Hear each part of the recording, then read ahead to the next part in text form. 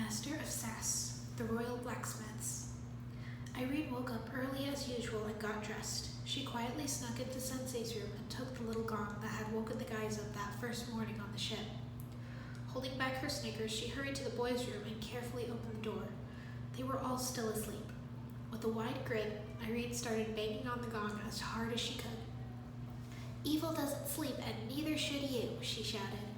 "Wake up, sleepyheads." The boys groaned loudly and buried their faces in their pillows. "In order to reach your full potential, we must greet each day as an opportunity," Irene chirped, dragging Jay out of bed by his ankles. She laid the gong on Zane's head and pounded on it gleefully.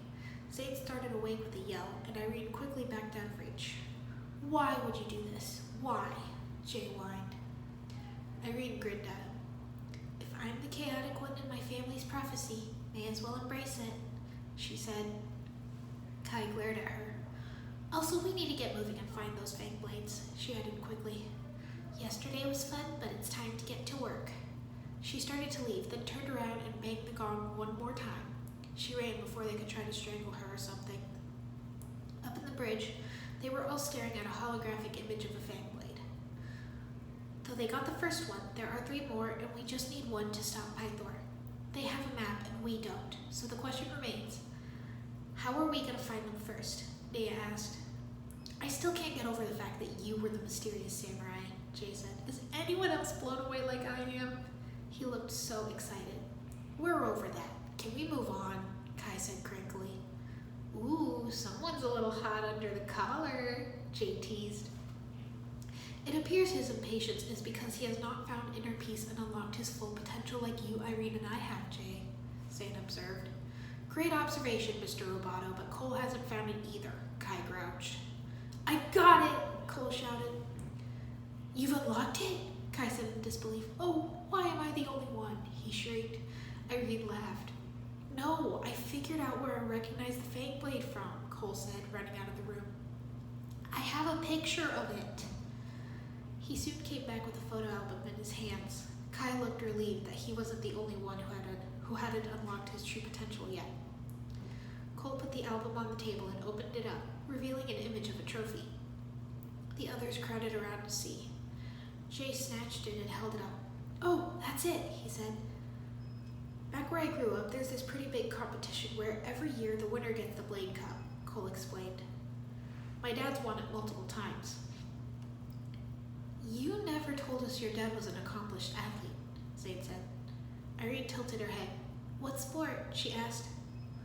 "Oh, he's a, blacksmith," Cole mumbled, looking embarrassed. "Nothing wrong with that. My father was a blacksmith too," Kai said. "But I've never heard of a competition." "That's because he's not a blacksmith, Cole said, reaching over and turning a page in the album. "He's a royal blacksmith." The photo showed an older man proudly holding the trophy. The other guys started sniggering. "That's your dad?" Jay said. "But how did the fang blade become a trophy?" Kai asked. "Well, supposedly the Blade Cup was made by this guy who collected priceless artifacts," Cole explained. "His name was something like, Clutch Powers," he remembered. "Anyway, it gets passed on to each year's winner." "Who has it now?" Zane asked. "I don't know. I haven't talked to my father in years," Cole said, looking a bit regretful. "Well, then we'll call him up," Kai suggested. "You can't!" Cole cried, panicked. "He thinks I'm in Ninjago City training at the Marty Oppenheimer School of Performing Arts." He sighed, walking over to the window. He wanted me to follow in his footsteps, but when I couldn't sing or dance, well, I ran away, he admitted. "When he sees I can't dance, he'll know I've been lying in all the letters I've been sending him." Irene gaped at him. "He doesn't know you're a ninja?" she said. "What, you gonna sass me about my old man wearing a tutu?" Cole replied. "No, that would be me. He looks far too dignified to wear a tutu," Irene answered with a completely straight face. "If we're gonna have any chance of getting that fang blade before they do, we'd better get our own act in tune," Kai said.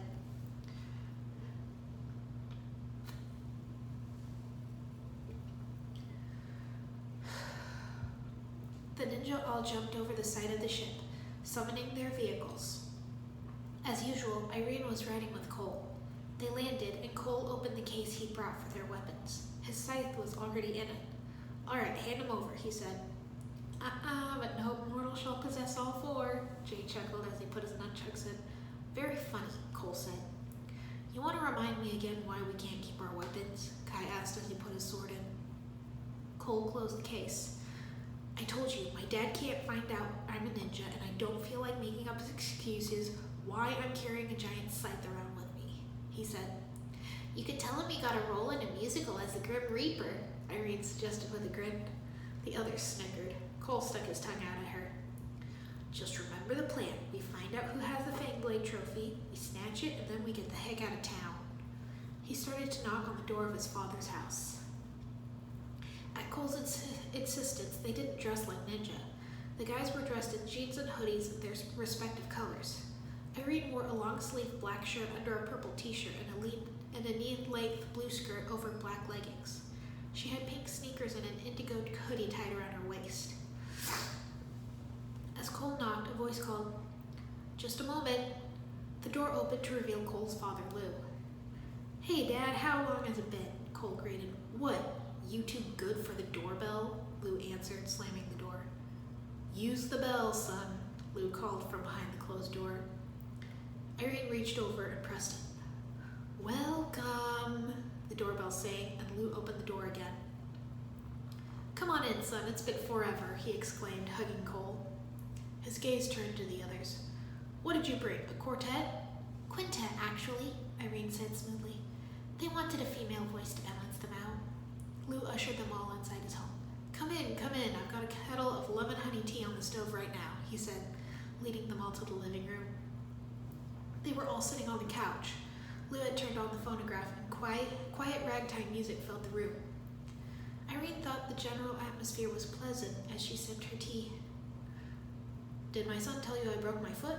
Lou said, gesturing with the cane he was using. "It was the cha-cha, but I swear the percussionist had it in for me." "No, Dad, I didn't tell him about your silly stories," Cole said in a slightly annoyed tone. "Silly stories?" Lou said incredulously. "What he meant was, we've been so busy training at the, Kai tried to save face but forgot the name of the school, so Irene jumped in.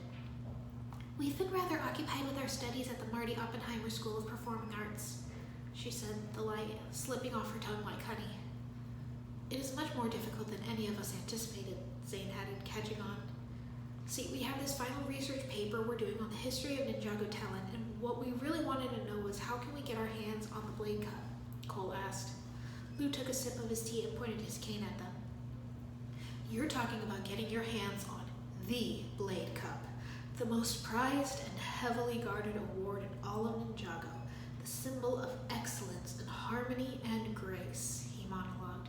"You can't just get it, you must earn it. You have to exhibit style, perfect pitch, push the boundaries of artistic license, and win this year's Ninjago talent show." Four jaws dropped at Lou's words. "Perhaps there's an easier way," Zane suggested. Irene almost choked on her tea. If the Blade Cup was all Lou said it was, there was no easier way. "Is this why you came?" Cole's father asked. "You knew I was injured, and when my quartet insisted we shan't go on, you five have come to take our place. Ingenious! My son, bringing forth the next evolution of the Royal Blacksmiths. Let me hear the sweet, sweet sound of harmony," he requested. Uh-oh, Irene thought as Jay, Kai, and Zane got up and sang Harmony off-key. She stood up and sang a perfect middle C. "Harmony! The voice of an angel!" Lou cried, gesturing to Irene. She turned red. "We need a lot of help," she stammered. "Look, Dad, we just need the trophy," Cole started to say. "Yeah, we're bringing home the gold, and we want you to train us," Kai said. Lou let out a little squeak of joy. "I've never been more proud. If you'll excuse me, I need to write a song about my feelings," he said, leaving the room. Cole turned to the others. "What are you doing?" he hissed. "Look, we entered this competition so we can get close enough to the Blade Cup. Once we get the Fang Blade, we leave town. How hard can this be?" Kai said. "Really, really hard," Irene said. "So where'd you learn to sing like that, Irie?" Jay asked. "My mom actually went to the art to Marty Oppenheimer, and she was a brilliant singer. She taught me and my siblings how to sing and play a couple of instruments, Irene explained. Mark sings tenor and plays piano, Elise sings alto and plays the violin, and I sing soprano and play guitar. You should demonstrate sometime, sister, Zane said. Irene smiled. Maybe when we get back. I would have to get my guitar, though. She immediately pulled out her phone.